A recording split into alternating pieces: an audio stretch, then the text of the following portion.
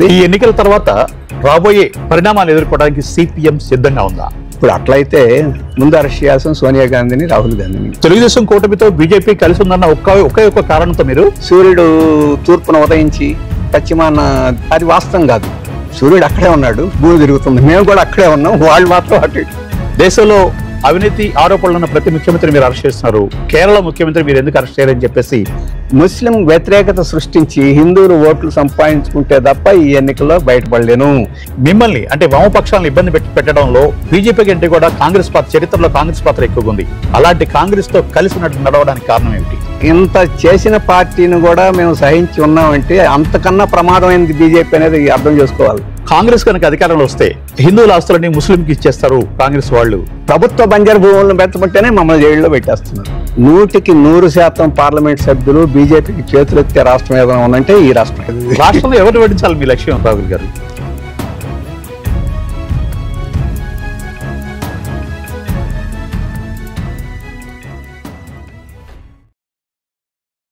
మీరంటున్న India ఒక black లేదా కూటమి, ఈ కూటమిలో మీరు కూడా ఉన్నారా? ఉన్నాం. వేదిక మేము దాన్ని ఒక కూటమి అని చెప్పేసి, ఇండియా అంటే చివరి అలయన్స్ అని చెప్పేసి ఉంటుంది. వాళ్ళు పేరు పెట్టుకున్న అది అలయన్స్ కాదనేది మా అభిప్రాయం. అదొక వేదిక. ఎందుకు అలయన్స్ కాదంటే, అలయన్స్ అంటే ఒక మేనిఫెస్టో ఉండాలా, ఒక స్టీరింగ్ కమిటీ ఉండాలా, ఒక ఏకీభావం అన్నిటి మీద ఉండాలి. తేడాలు ఉన్నా కానీ అటువంటి లేదా ఒక లీడర్షిప్ ఉండాలి. ఇటువంటి లక్షణాలు లేకుండా ఊరక మనం పేరు పెట్టుకుంటే, ఇప్పుడు నేనున్నాను అనుకోండి, సుందరయ్య అని పేరు పెట్టుకున్నాను అనుకోండి, నేను సుందరయ్య ఉంటానేమి కదా. కాబట్టి అలియన్స్ అని పెట్టినంత మాత్రాన ఈ లక్షణాలు లేకుండా ఉంది. అందుకని వేదిక అనుకోవడం మంచిది. మనకు తేడాలు ఉన్నాయి, అయినా ఒక విషయం మీద మనం కలిసి పనిచేస్తున్నాం అనుకోవడం మంచిది అనేది మేము ఉంది.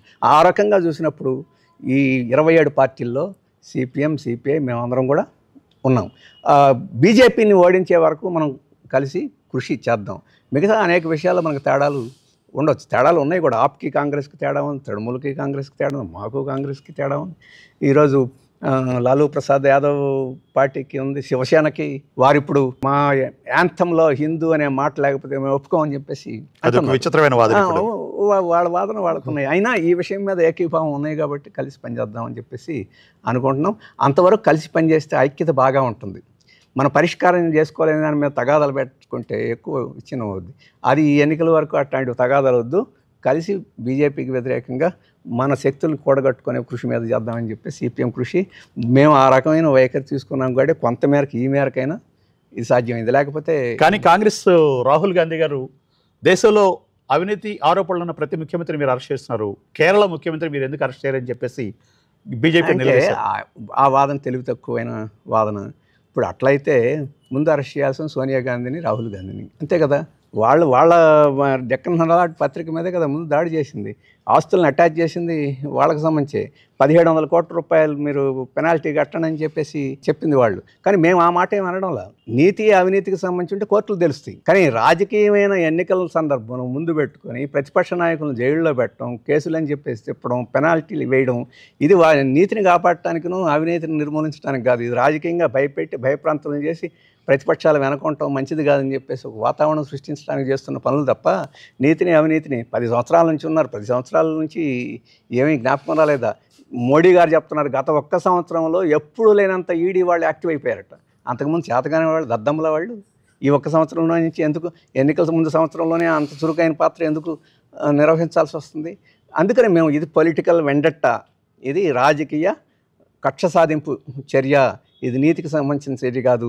నీతికి సంబంధించిన చర్య అయితే రేపు ఎన్నికలు అయిన తర్వాత చేసుకోవచ్చు, నిజమైన అవినీతి పనులు ఉంటే శిక్షించవచ్చు. కానీ ఇప్పుడు చేస్తుంది నోటిఫికేషన్ ప్రకటించిన తర్వాత ముఖ్యమంత్రిని తీసుకెళ్ళి జైల్లో పెట్టాల్సినంత అగత్యం ఏముంది?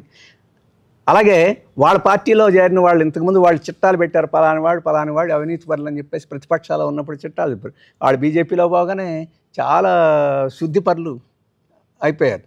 పాతకాలంలో శుద్ధి చేస్తామని చెప్పంటున్నారు కాబట్టి వాళ్ళందరినీ శుద్ధి చేసి లోపలికి తీసుకుంటారో మనకి తెలియదు. అందుకని మేము చెప్పేది అదే పద్ధతిలో విజయన్ గారి మీద కూడా ఎప్పుడు 10 ఏళ్ల నుంచి సుప్రీంకోర్టులో కేసులు నడుస్తున్నాయి. ఇప్పుడు విజయన్ గారి అమ్మాయి మీద కేసు, ఆమె సాఫ్ట్వేర్ కంపెనీ, చిన్న కంపెనీ నడుస్తుంది. ఆమె కోర్టుకి సర్వీసెస్ అప్లై చేసింది. ఆ సర్వీసెస్ కొన్నవాడు జీఎస్టీ చెల్లించలా. జీఎస్టీ చెల్లించకపోవడానికి ఈమెకి సంబంధం ఏమిటి? కాబట్టి జీఎస్టీ చెల్లించకపోవడం అనేది ఒక తప్పు కాబట్టి ఆ పేరు పెట్టి దీంట్లో ఇంకేమో ఉన్నాయి. ఇంకేదో మనీ లాండరింగ్ ఉందని చెప్పేసి దానికి జోడించేసి ఇప్పుడు రాజకీయంగా దాన్ని చిత్రీకరించే ప్రయత్నం చేస్తున్నారు. అది ఎన్నికల్లో అటువంటి బీజేపీ యొక్క కక్ష సాధింపు చర్యని ఇప్పుడు రాహుల్ గాంధీ గారు భుజాన వేసుకొని బీజేపీకి ఒక సర్టిఫికేట్ ఇస్తున్నారు. బీజేపీ చేస్తున్నంత మంచిది, వాళ్ళు నిజంగా అవినీతి పరుల మీద వెంటనే పడుతున్నారు. కాబట్టి వీళ్ళు అవినీతి పరులైన వాళ్ళు బీజేపీ వాళ్ళు అరెస్టు చేయలేదంటే ఆయన అంత మంచి మోడీ గారు కూడా ఈ విజయంతో షరీక్ అవుతున్నాడు అని చెప్పి మేము అనొచ్చు. అంత గొప్ప మోడీ రాహుల్ గాంధీతో షరీక్ అవుతున్నాడు అని చెప్పేసి అంటే మేము ఇప్పుడు వరకు అనలా. కాబట్టి అది రాజకీయ అపరిపక్వత అని చెప్పేసి అనుకోవాల్సింది తప్ప ఇంకోటి కాదు. కానీ తెలుగుదేశం కూటమితో బీజేపీ కలిసి ఉందన్న ఒకే ఒక కారణంతో మీరు ఆ కాంగ్రెస్ పార్టీకి మీరు సపోర్ట్ చేస్తున్నారు. కాంగ్రెస్ పార్టీ పక్షాన్ని ఇప్పుడు ఎన్నికల్లో మీరు పక్కన ఫ్రంట్లో ఉన్నారు. దానికన్నా మంచిది ఏంటంటే కాంగ్రెస్ బీజేపీ మీద పోరాటానికి సిద్ధమైంది. అందుకనే మేము ఇప్పుడు మమతా బెనర్జీ బీజేపీ మీద పోరాటానికి సిద్ధమై ఇండియా దీనిలోకి వస్తే మేము సంతోషించేవాళ్ళం.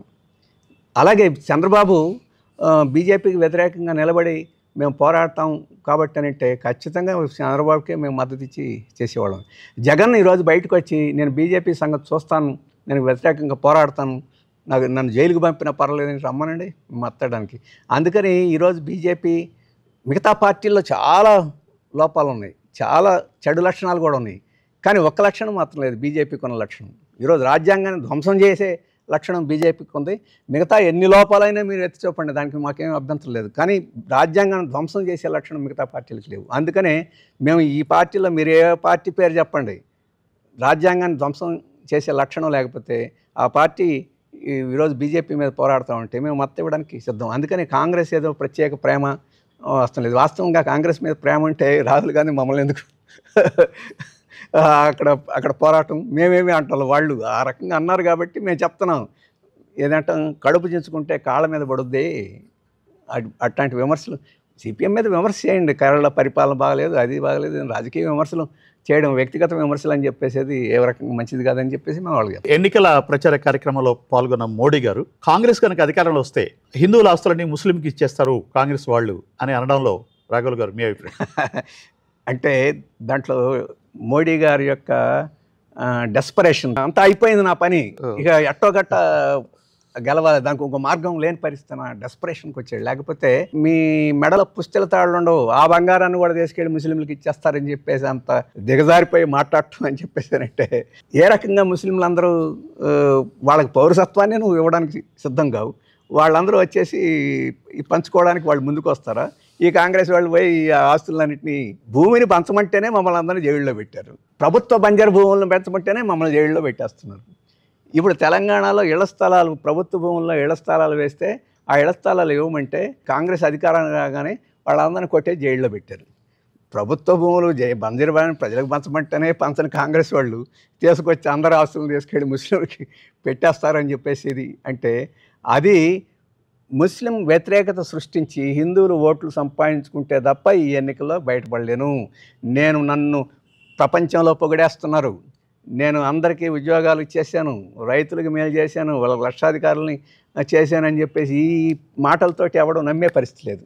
అందుకని మళ్ళీ అదంతా వదిలేసి మేము 2వ స్థానానికి తీసుకెళ్తాం భారతదేశం, 3 ట్రిలియన్ ఎకానమీ, 5 ట్రిలియన్ ఎకానమీ అని చెప్పేసి ఇప్పుడు దాకా చెప్పిన ఆ కబుర్లనే ఎవడో నమ్మే పరిస్థితి లేదు. అందుకని మళ్ళీ హిందూ ముస్లిం గొడవలు సృష్టిస్తేనే తప్ప మనకు బతుకులేదని చెప్పేసి ఓ డెస్పరేషన్ కనపడుతుంది.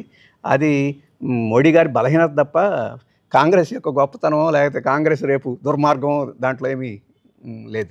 రాఘవుల్ గారు, మీరు 30 ఏళ్ల పాటు త్రిపురలోను అలాగే పశ్చిమ బెంగాల్లోనూ అధికారంలో ఉన్నారు, ఇప్పుడు లేరు. మళ్ళీ తిరిగి అక్కడ అలాంటి ప్లేసెస్లో మీరు అధికారంలో వచ్చే ఆశ ఏమనే ప్రజలకు ఉందా? ప్రజలకి ఉందా లేదని చెప్పలేము, ప్రజలకు తప్పకుండా ఆశిస్తారు. కమ్యూనిస్టుల పరిపాలన బెంగాల్లో చూశారు 30 సంవత్సరాలు. కాబట్టి అలా వస్తే గతంలో మనం అనుభవించి ఇప్పుడు ఉన్న పరిపాలన అనుభవిస్తే అట్లాంటి పరిస్థితులు వస్తే బాగుంటుందని చెప్పేసి ప్రజలు అనుకునేవాళ్ళు గణనీయంగానే ఉన్నారు. కానీ మేము అలా అనుకోవడంలో అంత సులభం కాదని చెప్పేసి, ఎందుకంటే ఆ రోజు పరిస్థితులు వేరు, ఈరోజు పరిస్థితులు వేరు. మేము ఓడిపోయిన దానికి ఒక ముఖ్యమైన కారణం ఏంటంటే ఈ ఎన్నికల ప్రక్రియలో వచ్చిన చాలా పెద్ద మార్పు. అలాగే ఈరోజు మీడియా శక్తి, మీరు ఒకప్పుడు దూరదర్శన్ చూశారు, దూరదర్శన్ కాలంలో మేము అధికారంలో ఉన్నాం. ఇప్పుడు దూరదర్శన్ ఎక్కడ పోయిందో ఇప్పుడు ఈ మీడియా శక్తి, ఈ డబ్బు శక్తి, అంటే ఈ వేగం కమ్యూనిస్ట్ పార్టీలో లోపించిందంటారా? లోపించడం కాదు, వాటిని ఆ సాధారణమైన పట్ల అటువంటి మీడియాకు తోడు అంత పెట్టుబడులు పెట్టి మీడియాలో రంగంలోకి దిగలేము. ఇప్పుడు సోషల్ మీడియాలో బీజేపీ వాళ్ళు దాదాపు 14,000 మంది చాలా నైపుణ్యం కలిగిన ఉద్యోగాల్లో పెట్టి ఇప్పుడు సోషల్ మీడియాని నిర్వహిస్తున్నారు. కాబట్టి మేము దానికి ప్రత్యామ్నాయ పద్ధతులు, కొత్త పద్ధతులు ఎంచుకోవాల్సిన అవసరం ఉంది. అందుకని మేము చెప్తుంది, మేము ఇవాళ ఈ పరిస్థితులను తట్టుకొని మళ్ళీ ఇక్కడ అధికారంలోకి వస్తారని చెప్పేసి మేము అనుకోవడం లేదు. అట్లాంటి ఆశలను ప్రజలకు కనిపించట్లేదు. కానీ ఈ పరిస్థితి ఎంతకాలం ఉండదు. ఒకప్పుడు అమెరికాలో కూడా పోర్క్ బారెల్ పాలిటిక్స్ అనేవాళ్ళు. అంటే మనం ఇక్కడ సారా ప్యాకెట్ ఇచ్చినట్టు ఒక బ్యారెల్ సారాయి, ఒక పంది ఇచ్చేసి ఓట్లు వేయించుకునేవాళ్ళు.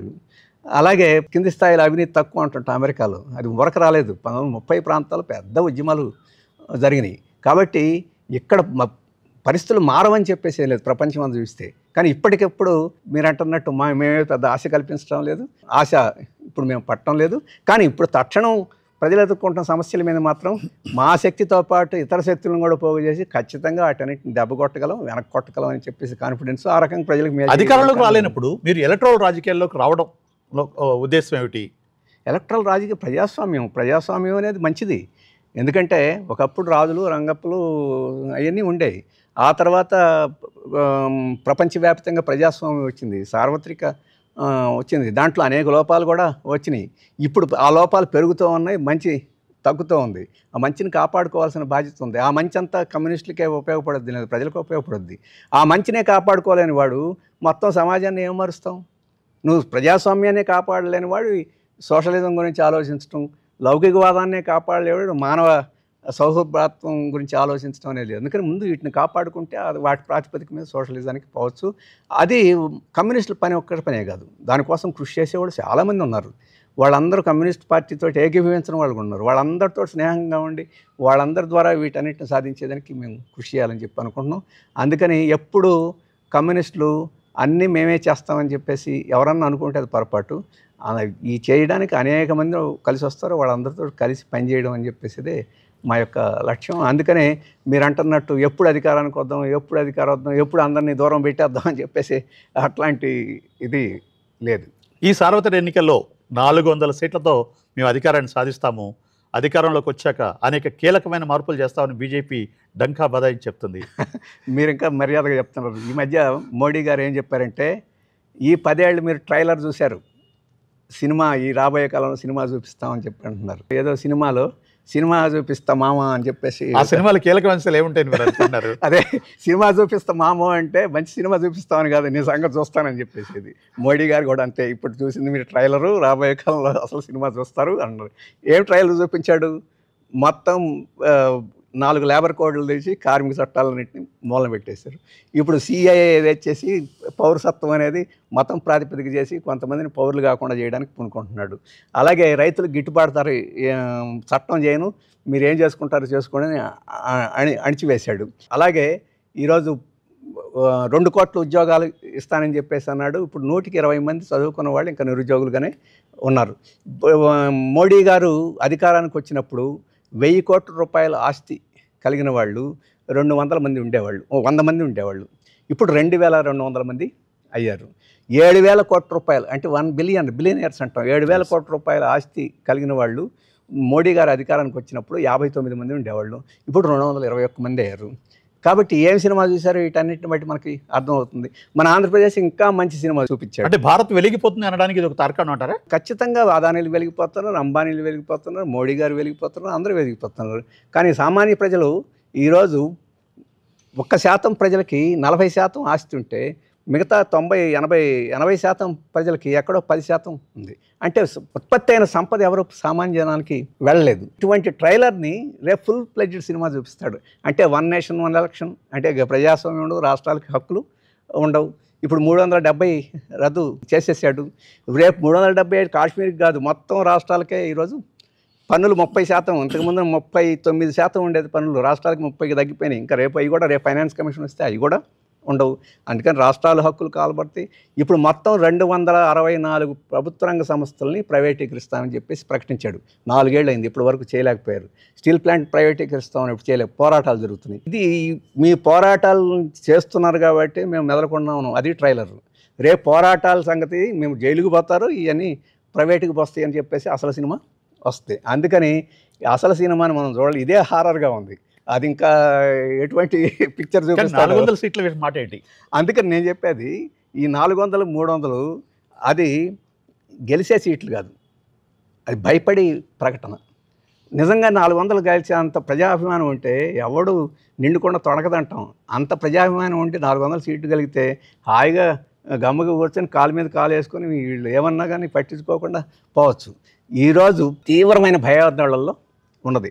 ఒకటి, ఇండియా వేదిక డెస్పరేట్గా పోరాడుకునే వాళ్ళందరూ 27 పార్టీలు ఒక చోటకు వచ్చి అది ఒక భయం. అలాగే రెండవది, ఇంతకుముందే చెప్పినట్టు అభివృద్ధి అని చెప్పేసేది అదంతా దాని సరుకు కాదని చెప్పేసి అయిపోయింది.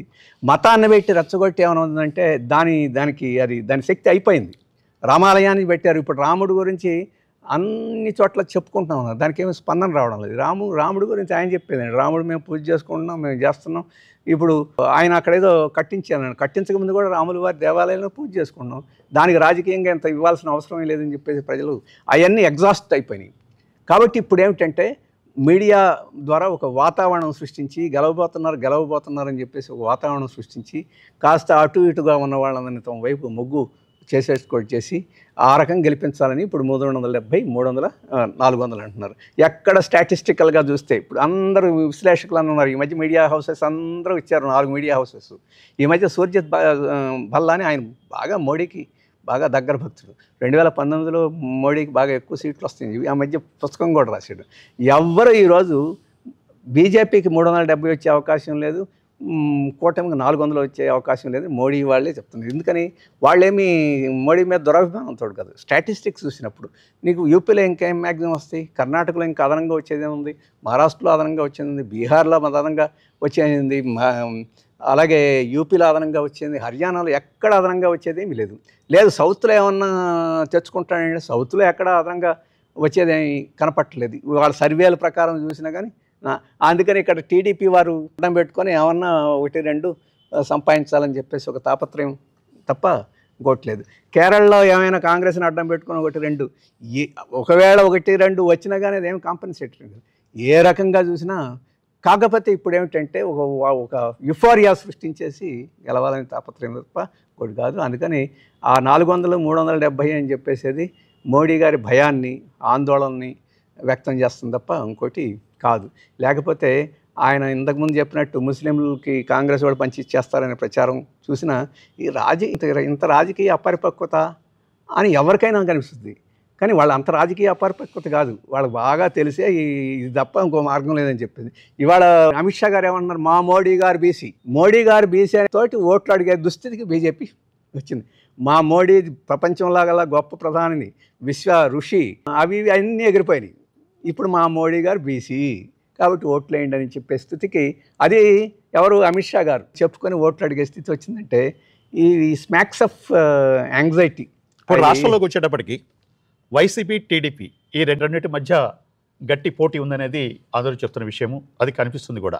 వాస్తవానికి బీజేపీ టీడీపీతో కలిసింది కాబట్టి కమ్యూనిస్ట్ పార్టీలు ముఖ్యంగా సిపిఎం మాతో కలిసి మాకు సపోర్ట్ చేస్తుందని చెప్పేసి వైసీపీ ఆశించింది. అలాగే వైసీపీ గవర్నమెంటు అవకతవకలతో ఉంది, ప్రజల అభివృద్ధిని సరిగ్గా దృష్టి పెట్టలేదు అనే విమర్శలు మీ నుంచే వచ్చాయి కాబట్టి టీడీపీ కూటమి మీరు సపోర్ట్ చేస్తారని ఆశించింది. కానీ బీజేపీ కలయికతో మీరు అటు వైసీపీకి వైపు లేరు, ఇటు టీడీపీ కూటమి వైపు లేరు.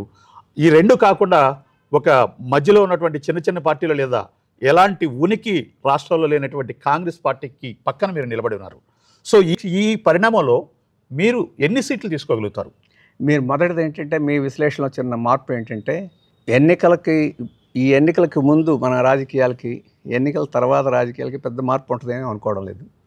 ఎన్నికలకు ముందు ఏమిటి, ఇక్కడ టీడీపీ వైఎస్ఆర్పీ ఉన్నది అని మీరు అనుకుంటున్నారు. టీడీపీ వైఎస్ఆర్పీ లేవు, ఇక్కడ బీజేపీయే ఉంది.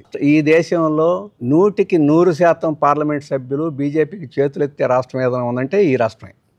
మీరు ఏ బిల్ అన్నా చూడండి పార్లమెంట్లో.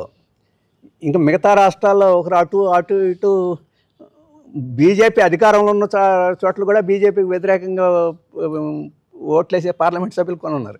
ఇక్కడ ఒక్క బీజేపీ పార్లమెంట్ సభ్యుడు లేడు, కానీ 100% ఓట్లు వస్తాయి. అందుకని ఇక్కడ పేర్లే డిఫరెంట్గా ఉండొచ్చు కానీ అఖిల భారత రాజకీయాల సందర్భం వచ్చేసరికి ఇక్కడ ఏమీ తేడా లేదు. అందుకని మేము కూడా ఏమీ తేడా చూపించలేదు ఈ తెలుగుదేశం కానీ ఇంకోటి కానీ ఒకటే అప్పీల్ చేసాం. బీజేపీ ఈరోజు మతోన్మాద పార్టీ, మిమ్మల్ని మతోన్మాద పార్టీలని మేము అనుకోవడం లేదు, మీరు లౌకిక పార్టీలే అనుకుంటున్నాం. అందుకని ఇప్పుడైనా మీరు జ్ఞానం తెచ్చుకొని బీజేపీ నుంచి దూరంగా ఉండండి, మేము కలిసి పనిచేయడానికి సిద్ధమని చెప్పాం. వాళ్ళకి ఆ స్వయ లేదు, వాళ్ళు బీజేపీతోటే ఉన్నారు. ఇప్పుడు ఎన్నికల తర్వాత పరిస్థితి ఏంటి? పెద్ద మార్పు లేదు, ఒక మార్పే మీరు చెప్పినట్టు. ఇంతకుముందు బీజేపీకి బయట ఉండి పల్లకి మోసేవాడు చంద్రబాబు గారు, ఇప్పుడు బీజేపీని కూటమిలోనే చేరిపోయారు. ఈ జగన్మోహన్ రెడ్డి గారు ఇప్పుడు తెలుగుదేశం ఆ పార్టీలో చేరినారు, అది ఒక కూటమైంది. బీజేపీ తెలుగుదేశం అందరూ కలిసి నన్ను ఒంటరి చేయడానికి ప్రయత్నం చేస్తాననే సోయ కూడా లేదు. ఇప్పటికీ బీజేపీ పలకి ఏమొస్తున్నాడు, ఎక్కడ బీజేపీని విమర్శించరు, మర్యాదగా ఉంటారు. వారు కూడా మోడీ గారు కూడా ఈయన ఆరోగ్యం గురించి వాకబు చేస్తుంటారు. ఎందుకు? రేపు ఎన్నికల తర్వాత ఈయన గెలిచినా ఆయన గెలిచినా మళ్ళీ 25 అంటే బీజేపీ రాష్ట్రానికి మోసం చేసింది, విభజన హామీలు నెరవేర్చలేదని చెప్పేసి బీజేపీ కూటమి నుంచి బయటకు వచ్చారు తెలుగుదేశం పార్టీ అధ్యక్షుడు చంద్రబాబు నాయుడు. మళ్ళీ బీజేపీతో కలవడానికి కారణం ఏంటి? కారణం ఆయన చెప్పాలి. భయపడిపోయారా? మీరేమనుకుంటున్నారు? వాళ్ళ పర్సనల్ విషయాలు.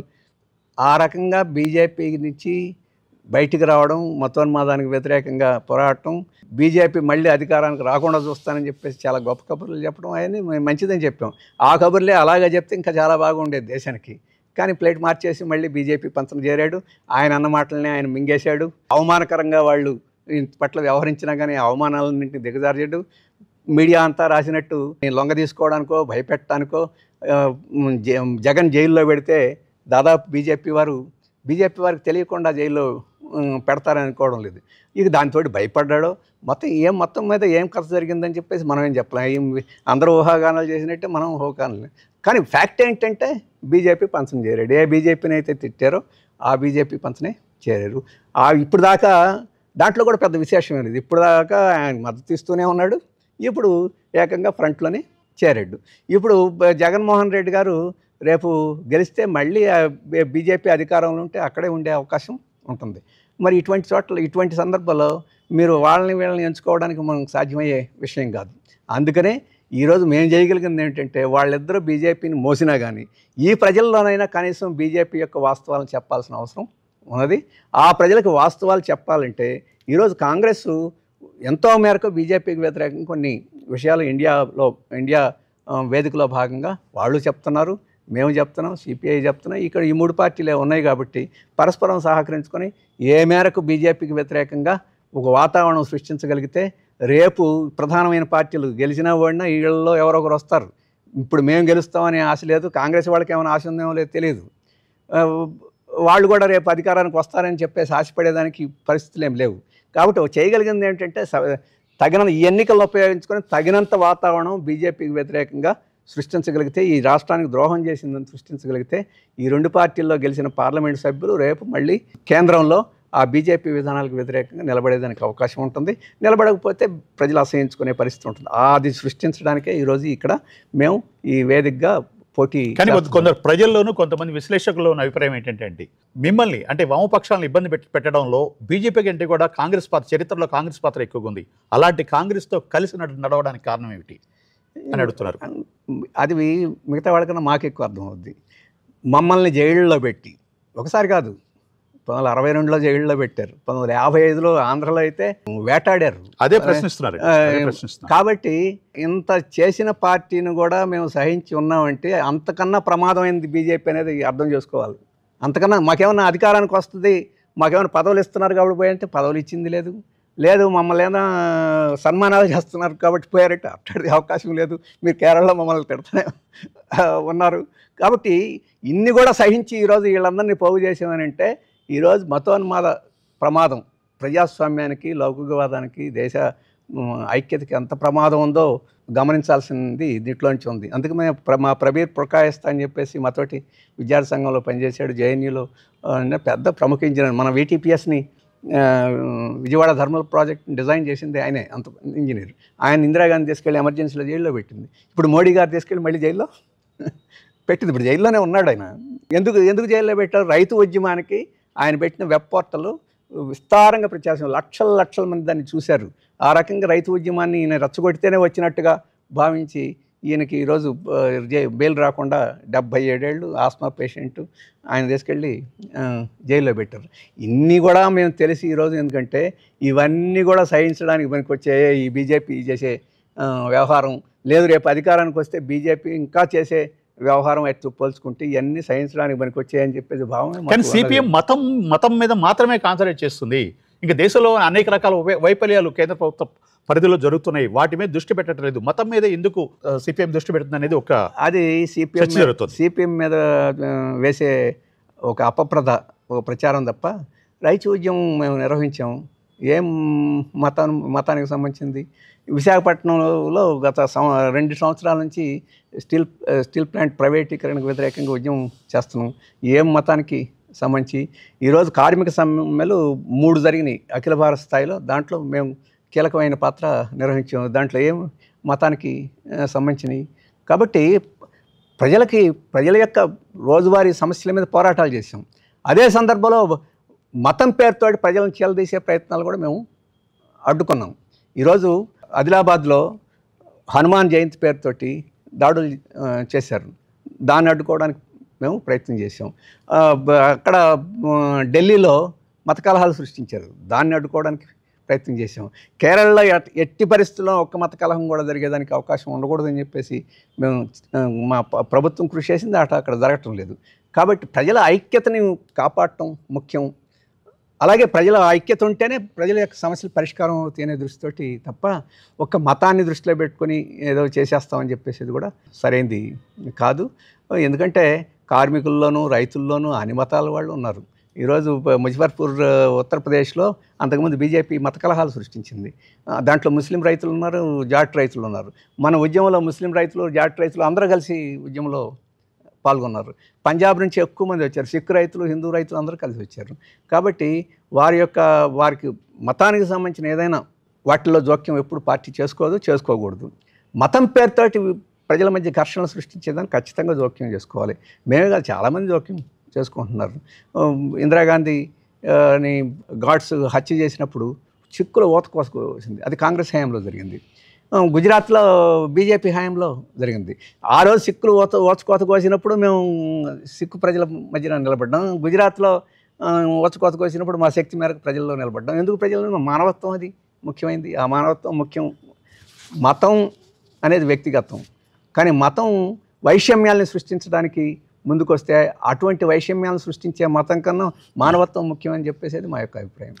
2 కోట్ల ఉద్యోగాలు యువతకి ఇస్తామని చెప్పిన బీజేపీ చేతులు ఎత్తేస్తుంది. ఇది యువత గమనిస్తుందా? దీని ప్రభావం ఎన్నికల్లో ఉంటుంది. తప్పకుండా. యువత అగ్నివీర్ పథకం పెట్టినప్పుడు అదేమి కమ్యూనిస్టులు రెచ్చగొట్టింది కాదు. వేల మంది రోడ్లకు వచ్చి చేశారు. అది యువకుల్లో ఉండే ఈ ఉపాధి లేకపోవడాన్ని ఈరోజు ఉంది. అన్ని సంస్థలు, ఐక్యరాజ్య సమితి, వీళ్ళందరూ 100కి 20 మంది ఈరోజు నిరుద్యోగులుగా ఉన్నారు అని చెప్పేసి స్పష్టంగా చెప్తుంది. ఈరోజు ఎంత ఘనంగా చెప్తున్నారు. గత 10 సంవత్సరాల్లో మన మ్యానుఫ్యాక్చరింగ్ సెక్టరు 18% దగ్గరే ఉన్నది. మ్యానుఫ్యాక్చరింగ్ సెక్టర్ పెరగకుండా నీకు ఉద్యోగాలు ఎక్కడొస్తాయి? అలాగే మేక్ ఇన్ ఇండియా, మేము చిప్స్ కంపెనీలు పెడుతున్నాం, అంతర్జాతీయంగా వస్తున్నారు. మేము చిప్స్ కంపెనీలు ఇక్కడ పెడితే 70,000 కోట్ల రూపాయలు వాళ్ళకి ఫ్రీగా సబ్సిడీలు ఇస్తూ ఉన్నారు. ఈ మధ్య రఘురామ్ రాజన్ గారు ఆయన చెప్పాడు, చిప్స్ కంపెనీలు పెడితే ఏం ఉద్యోగాలు వస్తాయి? ఉద్యోగాలు ఏమి రావు. అవి జాబ్లెస్ గ్రోత్ అంటాం దాన్ని. ఉపాధి రహిత అభివృద్ధి. ఒకవేళ అది అభివృద్ధి అనుకుంటే సబ్సిడీ ఇచ్చేయండి. కానీ ఉద్యోగాలు సృష్టించే employment oriented labour intensive industries ఏమొచ్చినాయి? ఏమీ రాలేదు. అందుకనే 2 కోట్లు ఎక్కడ ఉద్యోగాలు ఇస్తారు? వాస్తవంగా వాళ్ళు ఇస్తామని పెట్టి ఈ మధ్యకాలంలో జరిగిన ఆటోమేషన్ వాటన్నిటి మూలంగా ఉపాధి పడిపోయింది. ఇన్ఫార్మల్ సెక్టర్ ఎక్కువైంది. అందుకని అది ఒకదంపుడు చెప్పడం తప్ప కొన్ని రియల్ ఎస్టేట్ కంపెనీలు అవి ఇవి కొన్ని ఆకాశ హార్మియాలు, లేకపోతే టెస్లా కార్ వస్తుందని చెప్పి టెస్లా కార్లు ఎవరు కొంటారు? వస్తే పెట్టనేయండి, మనకేం అభ్యంతరం లేదు. కానీ అది ఉపాధి సృష్టించే కార్యక్రమం అని చెప్పేసి గార్మెంట్ ఇండస్ట్రీస్ అన్నీ మూడిపోతున్నాయి. దాంట్లో ఎంప్లాయ్మెంట్, అటువంటి పెద్ద పెద్ద ఎంప్లాయ్మెంట్ అంటే 1,00,000 ఉద్యోగాలు ఇచ్చే సంస్థలను క్లోజ్ చేసి 1,000, 100 ఇచ్చే సంస్థల్ని ప్రోత్సహిస్తున్నారని మీరు వేలు వందలు వచ్చేవి కూడా కాదు. ఒక సంస్థ ఒక 100 మంది సృష్టించే ఒక సంస్థని పెడితే ఆ సంస్థ మూలంగా 1000 ఉద్యోగాలు పోతున్నాయి. అది సమస్య. 100 అడిషనల్గా వస్తే మనకేం అభ్యంతరం ఉండకపోవచ్చు, అందరికీ కాకపోయినా. కానీ 1000 మందికి పోయేవి వస్తే ఉపయోగం ఏమిటి? అలాగే రెండవది, లక్షల మందికి వచ్చే వాటి మీద మీరు శ్రద్ధ పెట్టకుండా 144 కోట్లు అంటున్నారు ఇప్పుడు జనాభా. అమెరికాకో ఇంగ్లాండ్కో పోలిస్తే, జర్మనీకో పోలిస్తే వేళ మీద లెక్క పెట్టే కనుక కోట్లు. ఇంత జనాభాకి 20% 30% ఉద్యోగాలు చేసుకోలేకపోతే చాలా ఒక సోషల్ అన్రెస్ట్ పెరిగిపోద్ది. అది రాబోయే కాలంలో అది ఒక ప్రమాదకరమైన స్థితికి వస్తుంది. అందుకనే ఇప్పుడు ఆ ఉపాధి కల్పించే దాని మీద ఎక్కువ చెప్తే అల్లరి పాలవుతామని చెప్పేసి వాళ్ళకు కూడా అర్థమైపోయింది. దాని గురించి ఎక్కువ మాట్లాడటం లేదు ఇప్పుడు. ఈ 18వ సార్వత్రిక ఎన్నికల తర్వాత, అలాగే రాష్ట్రంలో ఈ ఎన్నికల నేపథ్యంలో, ఈ ఎన్నికలు ముగిశాక ఎన్నికల తర్వాత వచ్చే ప్రభుత్వాల ద్వారా ప్రజలు ఆశించిన ఫలితాలు ఏమన్నా భవిష్యత్తులో ఉంటాయని మీరు ఆశిస్తున్నారా? ఇంతకుముందే నేను చెప్పాను కదా, ఈ సినిమా భయంకరమైన సినిమా వస్తుంది. అది రాష్ట్రంలో కూడా రాష్ట్రంలో కూడా. ఎందుకంటే అఖిల భారత స్థాయిని తప్పించుకోవడం ఇక్కడ సాధ్యం కాదు. ఇప్పటికే ఈ 10 ఏళ్లలో తప్పించుకోవాలి. చంద్రబాబు అధికారానికిను జగన్మోహన్ రెడ్డి అధికారానికి ఏమిటి వ్యత్యాసం చెప్పండి? అప్పుడు బీజేపీకి భజన చేయడమే, ఇప్పుడు బీజేపీకి భజన చేయడమే. అప్పుడు రాజధాని అప్పుడు రాలేదు, ఇప్పుడు అసలు దీన్నే అసలు తీసుకెళ్ళి ఎక్కడో పెట్టేస్తానంటున్నాడు. ఇక్కడ రాజధానిలో ఆయన ఉన్నప్పుడు ఇక్కడంతా కబ్జాలు చేసుకున్నారు. ఆయనకి ఖాళీ లేదు. నాకు ఇక్కడ ఖాళీ లేకపోయిందని వైజాగ్ పోయి ఖాళీ చేసేసాడు అక్కడ ఆ కొండలు గుట్టలు. కాబట్టి అందరూ ఈ పని పూర్తి చేసుకున్నారు తప్ప రాజధాని రాలేదు. ఈ రాజధాని రాకపోవడానికి బీజేపీ కారణం. అందుకని పెద్ద వ్యత్యాసాలు వస్తాయి కదా, ఒక వ్యత్యాసం మాత్రం వస్తుంది. ఈసారి కనుక మళ్ళీ బీజేపీ అధికారానికి వస్తే ఈ రాజ్యాంగాన్నే పూర్తిగా మార్చేసి చాలా ప్రమాదకరమైన పరిస్థితి తెచ్చే అవకాశం ఉంటుంది. దాన్ని ఈ పార్టీలన్నీ లొంగిపోయి ఎదుర్కొనే పరిస్థితి ఉంటుంది. వీళ్ళలో కొంతమంది తెప్పరిల్లి ప్రతిఘటించే పరిస్థితి కూడా ఉంటుంది. వీళ్ళందరినీ లొంగుబాటుదారులని ఇప్పుడేం మనం ముద్ర వీళ్ళలో కొంతమంది తెప్పరిల్లి అసలు ఉనిక్కే ప్రమాదం వస్తే, ఎందుకంటే వీళ్ళందరూ అనుకుంటున్నారు వీళ్ళందరూ బతుకుతామని, బతకనేరు. ఏఐడిఎంకే అనుకుంది, మొక్కలైపోయింది. శివసేన అనుకుంది, మొక్కలైపోయింది. శరద్ పవార్ అనుకున్నాడు, అయిపోయారు. కాంగ్రెస్ వాళ్ళు అనుకున్నారు ఎక్కడంటే అక్కడ కొనుగోలు చేశారు. రేపు వీళ్ళందరూ కూడా మనగాళ్ళు అని చెప్పేసి అనుకుంటే ఉపయోగం లేదు. 2 శత్రువులను చెప్పాడు. ఒకటి, సామాజిక న్యాయం కోసం పోరాడే పార్టీలు చాలా ప్రమాదకరమైనవి. 3వది, ప్రాంతీయ హక్కుల కోసం పోరాడే ప్రమాదకరమైనవి. వీడి సంగతి చూడాలని చెప్పేసి మోడీ గారు స్వాతంత్ర దినోత్సవం రోజు ఉపన్యాసంలో ప్రత్యేకంగా పేర్కొన్నాడు. వీళ్ళందరూ ఇలా ఉంటారని చెప్పేసి అనుకోలేదు. మూలకు నెట్టిన తర్వాత ఎదురు తిరగాల్సిన పరిస్థితి వస్తుంది, లొంగిపోయి మోచేతి నీళ్లు తాగే పరిస్థితి వస్తుంది. అట్లాంటి పరిస్థితి రాబోయే కాలంలో వస్తుంది. ఈ ఎన్నికల తర్వాత రాబోయే పరిణామాలు ఎదుర్కోవడానికి సిపిఎం సిద్ధంగా ఉందా? మొదటిది ఏంటంటే, ఈ పరిస్థితి ఏమి అంత నిరాశాజనకంగా ఏం లేదు. ఈ 10 ఏళ్లలోనే క్రమేణా ఈ పరిస్థితులకి రెసిస్టెన్స్, ప్రతిఘటన పెరుగుతూ ఉంది. ప్రతిఘటన అంటే ఏదో పెద్ద పోరాటం. ప్రజాస్వామ్యాన్ని రక్షించుకోవాలనుకునే వాళ్ళు చాలా ఎక్కువ మంది ఉన్నారు. లౌకిక తత్వాన్ని రక్షించుకోవాలని ఉన్నారు. మోడీ పెట్టే భయానికి భయపడకుండా ధైర్యంగా ఉండేవాళ్ళు ఈరోజు ముందుకి వస్తున్నారు. అటువంటి వాళ్ళు అలాగే వాళ్ళ హక్కుల కోసం పోరాడే, ప్రతిఘటన చేసే అని అనేక దేశంలో, అనేక మూలల్లో, అనేక చోట్ల జరుగుతున్నాయి. కాబట్టి ఇటువంటివి వస్తున్నప్పుడు రేపు మళ్ళీ ఇండియా వేదిక అధికారానికి వస్తే, ఒక సంకీర్ణం వస్తే, ఇటువంటి వాటినన్నింటినీ సర్దుబాటు చేసి ఇప్పుడు జరిగిన తప్పులన్నింటినీ సరిదిద్దుకునే కార్యక్రమం జరుగుద్ది. అది మేలు జరుగుద్ది. ఈ బీజేపీ కనుక మళ్ళీ అధికారానికి వాళ్ళు అనుకున్న మెజారిటీ కావు, తక్కువ మెజారిటీగా వచ్చిందనుకోండి, ఈ ప్రతిఘటన చేసే శక్తులన్నీ ఇంకా ధైర్యం పుంజుకుంటాయి. అధికారానికి వచ్చాను కదా అడ్డగోలుగా చేస్తానని చెప్పేసి అంటే, ఇప్పుడు వరకు మిత్రులుగా ఉన్న వాళ్ళు కూడా ఎదురు తిరిగి చేసేవారు. చాలామంది మిత్రులు దూరం అయ్యారు ఈ మధ్యకాలంలో. మళ్ళీ వాళ్ళని అదిరించి బెదిరించి ఈడీలని వీటన్నిటి ఉపయోగించి లోపల తీసుకున్నారు ఆ శక్తులు ఒకటి. అందుకని భారతదేశంలో ప్రజాస్వామ్యాన్ని, లౌకికవాదాన్ని, ఇటువంటి వాటినన్నింటినీ ప్రతిఘటన లేకుండా నల్లేరు మీద నడిచే బండిలాగా బీజేపీ చేసుకుంటూ పోద్దని అనుకుంటే, ఎవరని అనుకుంటే అది సాధ్యం కాదు. అటువంటి పరిస్థితిని తట్టుకునే శక్తి ఉందని చెప్పేసి నేను అనుకుంటున్నాను. అటువంటి ఎన్నికల్లోనే అటువంటి పరిస్థితి రాకుండా చూడాలనేది మా ఉద్దేశం. అందుకోసం ఇప్పుడు ఈ ప్రయత్నం అంతా. చివరిగా విభిన్నమైన రీతిలో మీరు కాంగ్రెస్ ఇంకా ఇతర పార్టీలతో కలిసి రాష్ట్రంలో మీరు ప్రయాణిస్తున్నారు. మీరు ఎన్ని సీట్లు తీసుకురాగలరు మీరు అనుకుంటున్నారు? అంటే ఇదే మొదటిసారి కాదు. ఇంతకుముందు రాజశేఖర రెడ్డి కాంగ్రెస్ నాయకుడిగా ఉన్నప్పుడు కూడా సర్దుబాట్లు చేసుకుని ఎన్నికల్లో పోటీ చేసాం. స్వతంత్రంగా పోటీ చేసాం. తెలుగుదేశం ఉన్నప్పుడు సర్దుబాట్లు అంటే చేసుకుని ఎప్పుడు కూడా ప్రజలు ఆగట్టును ఎగట్టున ఉంటారని, కమ్యూనిస్టులు ఉంటారని అనుకున్నారు, కానీ ఈ మధ్యలో అంటే ఉంటారని అది మంచిది. నువ్వు అక్కడ ఉన్నావా ఎక్కడ ఉన్నావా తేల్చుకోమని చెప్పేసి పీట్ శేఖర్ ఒక మంచి పాట పాడాడు. అంటే నువ్వు పెట్టుబడిదారుల దగ్గర ఉన్నావా, నువ్వు కార్మికుల దగ్గర ఉన్నావా, తేల్చుకో, మధ్యలో ఉండకు అని చెప్పేసి పీట్ శేఖర్ ఫేమస్ సాంగ్ ఉంది. దాన్నే ఒక రకంగా అనుకరించో లేకపోతే సృజనాత్మకంగానో ఆ సినిమాలో ఇప్పుడు సిపిఎం మధ్యలో లేదంటారా? వేశారు. అందుకని సిపిఎం ఒక విధానంలో ఉంది. మిగతా వాళ్ళు అక్కడ ఉన్నారు ఎక్కడ ఉన్నారో తేల్చుకోవాల్సింది. మేము ఆ రోజు ప్రజాస్వామ్యం కోసం నిలబడ్డాం, ఎమర్జెన్సీ కోసం. ఇప్పుడు మతోన్మాదానికి వ్యతిరేకంగా ఉన్నాం. మతోన్మాదానికి వ్యతిరేకంగా ఉన్న వాళ్ళు ఎవరైనా మా దగ్గరకు వస్తే వాళ్ళతో కలుస్తున్నాం. అందుకని మేము విధానం ఎప్పుడు మార్చుకోవాలా. ఆ విధానం మార్చుకున్న వాళ్ళు ఒకరోజు అటు ఉంటున్నారు. చంద్రబాబు విధానం మార్చుకున్నాడు. బీజేపీకి వ్యతిరేకంగా ఉన్నంతకాలం చంద్రబాబు మాతోటే ఉన్నాడు. బీజేపీకి దూరం అయినప్పుడు మాతోటి దూరం అయిన, మేము దూరం అయినట్ట, ఆయన దూరం అయినట్ట. మేము ఎప్పుడు మతోన్మాదానికి వ్యతిరేకంగా నిలబడ్డాం. ఆయన ఒకసారి దానికి వ్యతిరేకంగా ఉన్నాడు కాబట్టి మా దగ్గర ఉన్నాడు. దానికి అనుకూలంగా ఉన్నప్పుడు మాకు దూరం అయ్యాడు. అందుకని ఎలా ఉంటుందంటే సూర్యుడు తూర్పున ఉదయించి పశ్చిమాన, అది వాస్తవం కాదు. సూర్యుడు అక్కడే ఉన్నాడు, భూమి తిరుగుతుంది, మేము కూడా అక్కడే ఉన్నాం, వాళ్ళు మాత్రం అటు ఇటు తిరుగుతున్నారు. కానీ ఒక రకమైన ఇల్యూషన్ మనకి కలుగుద్ది. మేము చిన్న పార్టీ కాబట్టి ఆ ఇల్యూషన్ అవతల వాడికి ఉపయోగపడుద్ది, మేము పెద్ద పార్టీ అయ్యి మాకు ఉపయోగపడుద్ది. రాష్ట్రంలో ఎవరిని ఓడించాలి మీ లక్ష్యం రాహుల్ గారు? బీజేపీ అనుకూలంగా ఉండే వాళ్ళని ఓడించాలి. మేము బీజేపీకి వ్యతిరేకంగా పోరాడే వాళ్ళని మేము బలపడాలి. ప్రజలు గెలిపిస్తే చాలా సంతోషం. అంటే వైసీపీ బీజేపీకి అనుకూలంగా లేదని మీరు అనుకుంటున్నారా? బీజేపీకి అనుకూలంగా ఉన్నది, లేకపోతే టీడీపీ కూడా బీజేపీకి అనుకూలంగా. రెండు పార్టీలు అనుకూలమే కాబట్టి మేము వేరే ఈ రెండింటిని ఎలా ఓడించగలుగుతారు మీరు? ఎవరో ఒకరు ఓడిపోతారు, ఇంకొకరు గెలవాల్సిందే. ఇప్పుడున్న వాతావరణం ప్రజల్లో వాళ్ళని ఒంటరిపాటు చేయాలి. ప్రజల్లో వాళ్ళ యొక్క స్వభావాన్ని అర్థం చేసుకునేట్టు చేయడమే మా ప్రధానమైన కర్తవ్యం. ఆ ప్రాసెస్లో మేము కొన్ని చోట్ల గెలిచినా మీకు సంతోషం. సరే, మీరు ఎన్ని సీట్లు తీసుకోగలుగుతారు సార్? మేము 8 స్థానాల్లో పోటీ చేస్తున్నాం. ఒక పార్లమెంట్ స్థానంలో పోటీ చేసాం. మాకు కొంత మంచి ఓటింగ్ వస్తుందని చెప్పి అనుకుంటున్నాం. ఎక్కడైనా సానుకూలమైన పరిస్థితులు వస్తే కొన్ని గెలవను కూడా గెలవచ్చు. కానీ ఇప్పుడు ఊహ చేసి ఖచ్చితంగా పలానా చోట గెలుస్తామని చెప్పి చెప్పగలిగేది లేదు. థ్యాంక్ యూ రాహుల్ గారు. Thank you. నమస్కారం. Thank you.